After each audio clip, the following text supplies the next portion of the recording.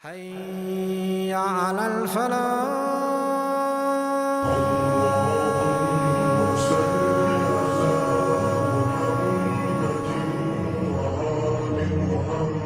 On his way back to the capital of Khorasan, returning with the rest of his army, the Emperor of Constantinople, Romanus, heard about him.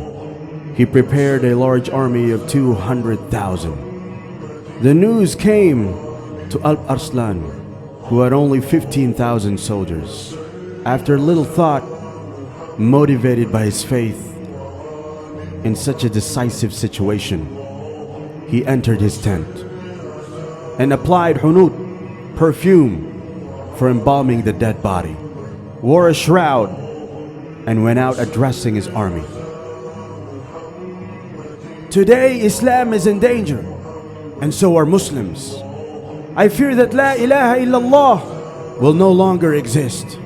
Wa Islama, wa Islama. He yelled, "Here I am, embalmed, dressed in a shroud. Whoever seeks paradise, let them wear as I wear and fight for La ilaha illallah." It took the army only 1 hour to apply hunut and get dressed in shrouds, and the smell of hunut spread out throughout the camp. Sultan Alp Arslan yelled out, "O horsemen of Allah, be steadfast! O horsemen of Allah, ride La ilaha illallah!" Have you ever heard of an army dressed in shrouds? La ilaha illallah. Have you heard an army clothed in the death clothes before a battle? La ilaha illallah. Have you smelled the perfume of hunut of 15,000 Muslim at one time? La ilaha illallah. The two armies met before armies facing each other in the great battle of Mansikert. How many? A little company has overcome a mighty. Allah is with the steadfast.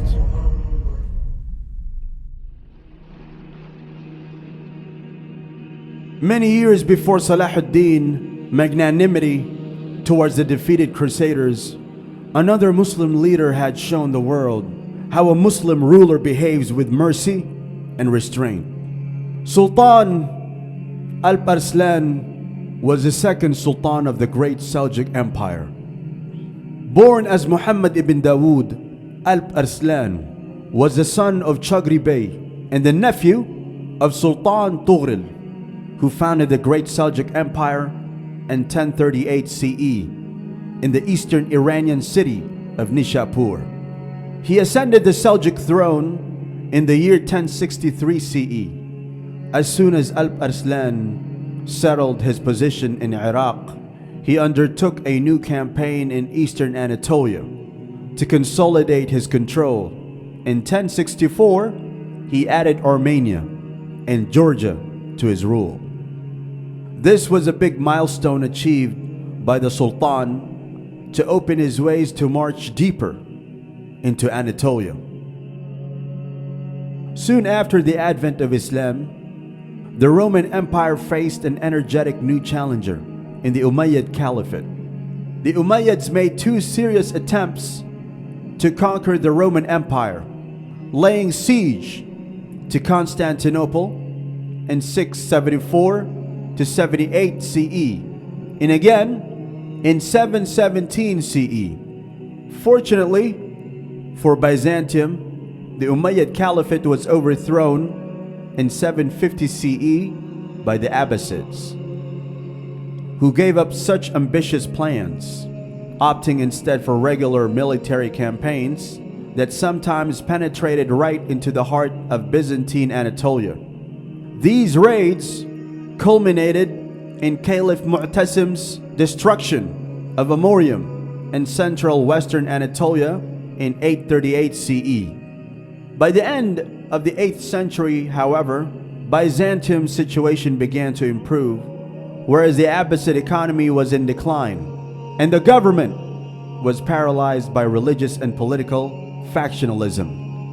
This was the height of heresy with philosophers, Mu'tazilites, and Batinites.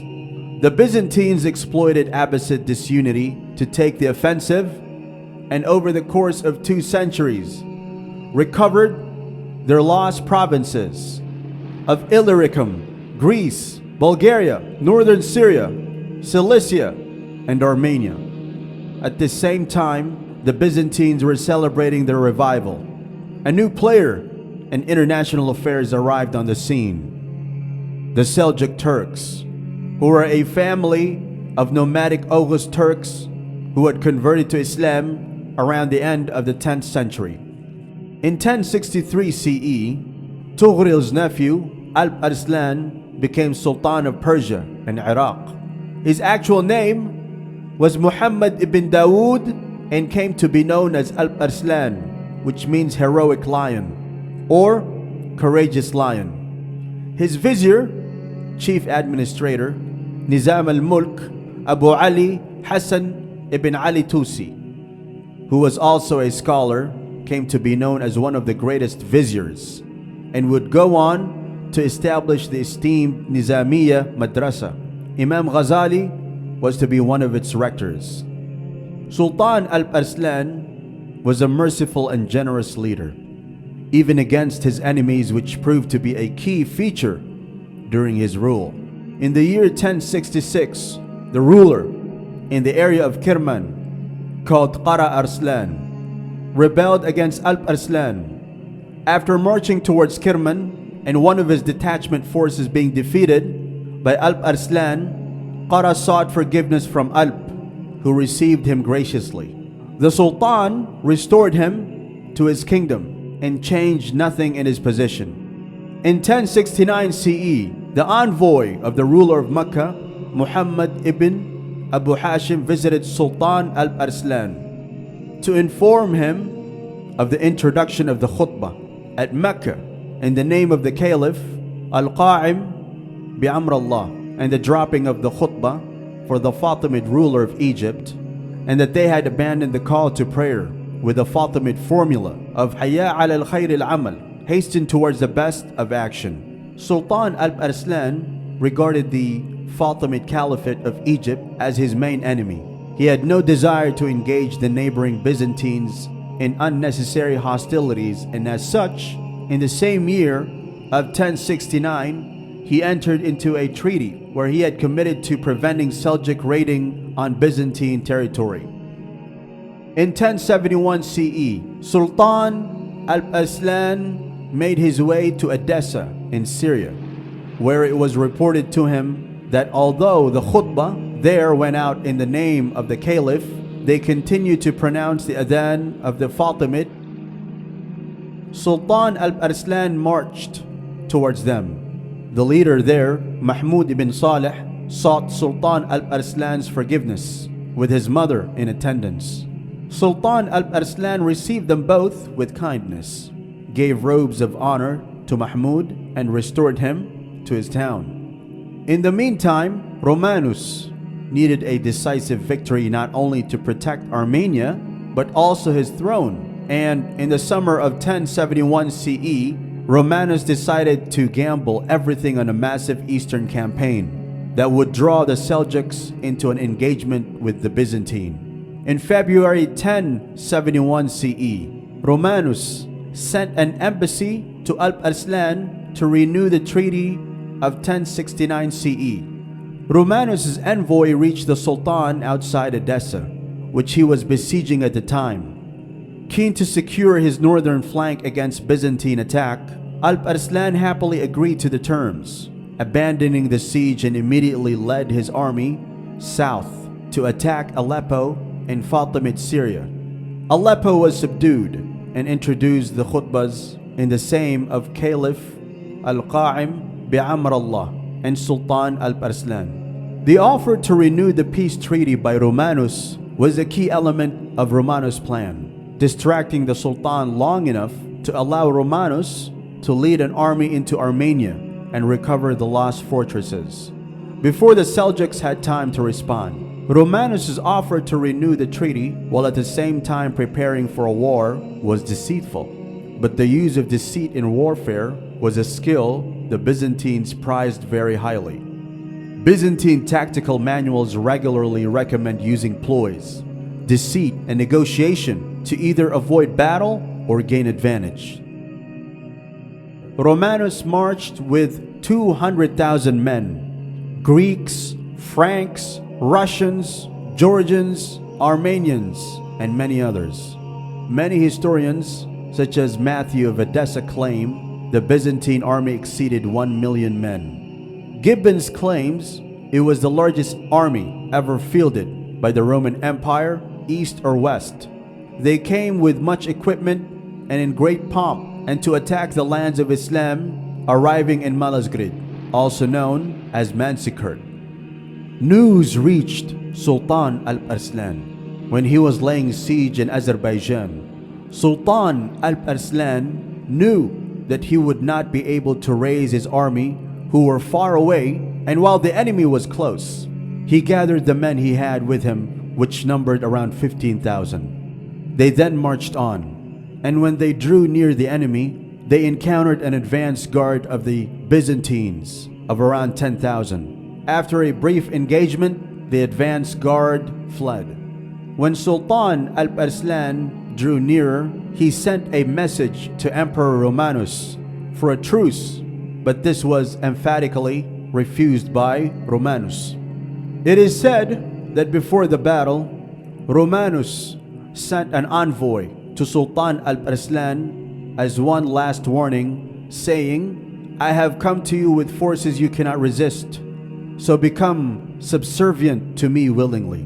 This angered Sultan Alp Arslan, and the glory of Islam filled his breast, and he responded, "Tell your master, it is not you who have brought me out, but it is Allah, who has brought you and your troops to me to make you food for the Muslims." Sultan Alp Arslan was then advised by the Imam and scholar of the army, Abu Nasr Muhammad ibn Abdul Malik, as follows: "You are fighting for a religion which Allah promised to support and to make it for prevail over all others. I trust that Allah will have put this victory down to your name. Confront them on Friday in the afternoon. At the hour when the preachers will be in the pulpits, they will be praying for victory, and prayer is linked to a favorable response."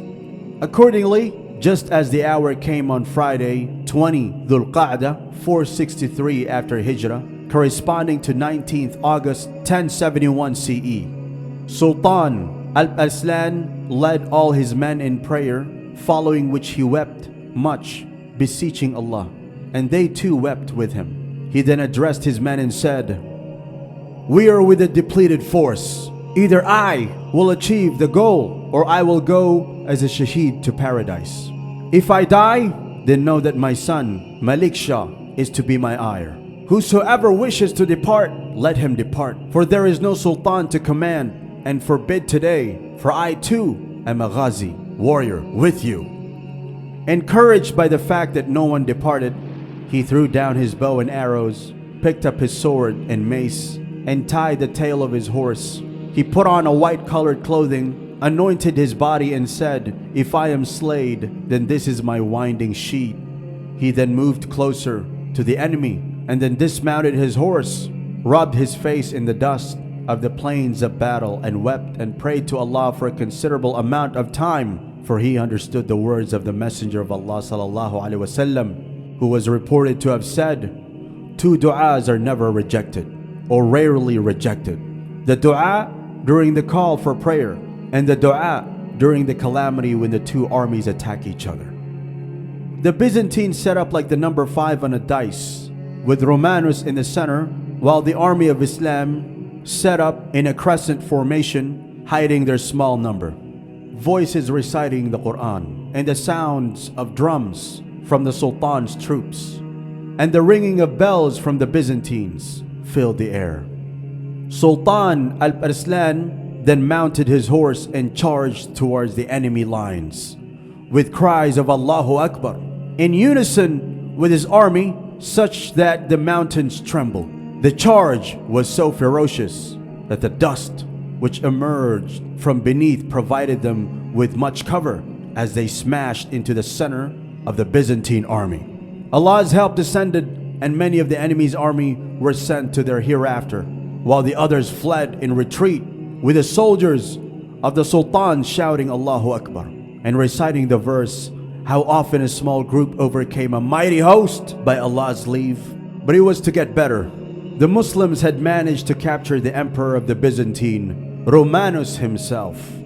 When Romanus was taken to Sultan Alp Arslan, the following conversation is said to have then taken place. Alp Arslan said, "What would you do if I was brought before you as a prisoner?" Romanus responded, "Perhaps I'd slay you or exhibit you in the streets of Constantinople." Alp Arslan then said, "My punishment is far heavier. I forgive you and set you free."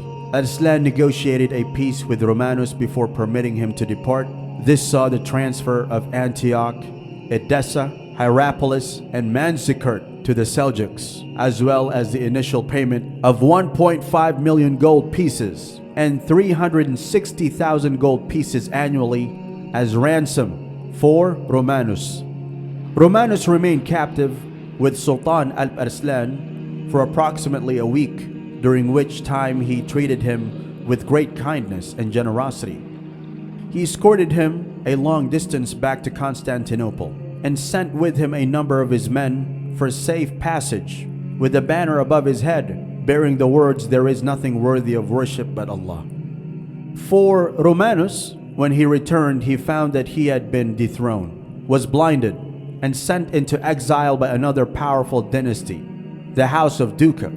As for Sultan Alp Arslan, just under a year after the momentous battle, the Sultan set out for Mawara Nahr, Transoxiano, and subdued its tyrant ruler, Yusuf al-Khwarizmi.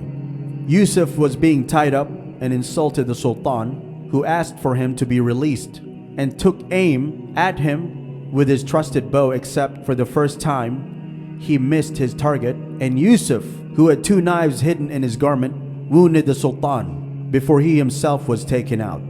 The wound which the Sultan received eventually led to his death, and with that came the end of one of the most courageous sons of Islam. He was buried at Merv. Sultan Alp Arslan was succeeded by his son Malik Shah.